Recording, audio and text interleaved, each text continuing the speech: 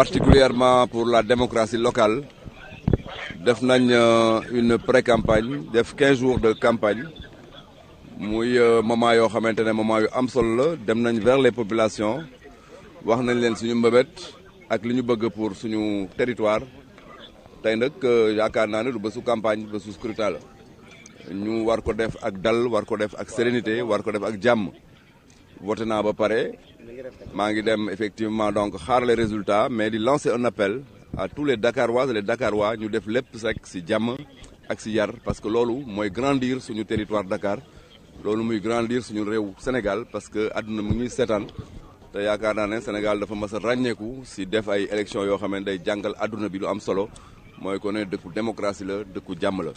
maa ngi remercier Dakarois yëpp ak Dakaroises yëpp ne leen vraiment kontaan naa ci seen taxawaay kontaan naa ni ñu ma accueillir ci koñ yi ci kër yi tey nag wax dëgg yàlla na ñëpp génn voter parce que au-delà du fait que dafa war a nekk ci jàmm ak dal mais aussi le taux de participation dana am solo lool parce que loolu rek day wane ne effectivement population Dakar ñi ngi en phase avec ñi xamante ne ñoom ñoo bëgg effectivement seeni voix pour diriger territoire bi nekk Dakar muy la ville capitale. muy élection bu njëkk. Dans quel état d'esprit abordez-vous ce scrutin, monsieur le ministre?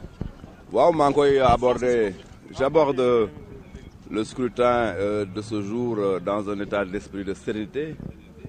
Nous avons fait 2 semaines de campagne précédées par une pré-campagne et ça s'est fait effectivement avec beaucoup de rigueur, beaucoup de méthodologie, beaucoup d'engagement. Aujourd'hui, nous ne sommes plus dans cette phase de campagne électorale.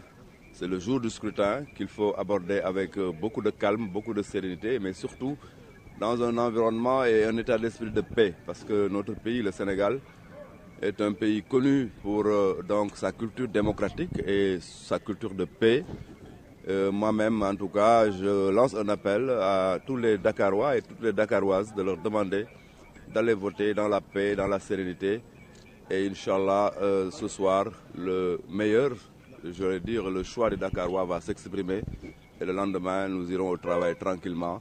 Et ce sera effectivement la victoire de la démocratie au Sénégal et à Dakar.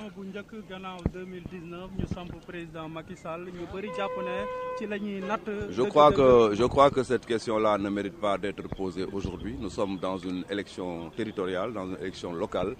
Et je suis sûr que les Dakarois et les Dakaroises ont compris qu'il faut faire la part des choses. Ce qui est important, c'est les préoccupations immédiates des Dakarois et les Dakaroises. Ce qui est important, c'est le territoire Dakar. Comme les autres territoires dans les 601 collectivités territoriales sont importantes, toute autre question qui sort de ce lot-là de l'élection territoriale ne mérite pas d'être posée aujourd'hui. Merci beaucoup. Monsieur le maire, daal di nemmeeku rek ne gis nañu ay jafe-jafe lu si mel ni wàllum retard bëri na ci centre yu bëri waaye fii tamit nemmeeku nañ fi maanaam personnel électoral matériel yëpp yemoon na waaye ñu waroon siège gis nañu ñu bëri dañu retard électeurs yi rang taxaw di xaar loolu noonu. waaw loolu bon maa ngi koy dégg parce que léegi nii bu ma ubbee sama rajo maa ngi dégg effectivement que problème bi mel noonu am na si yenn localité yi.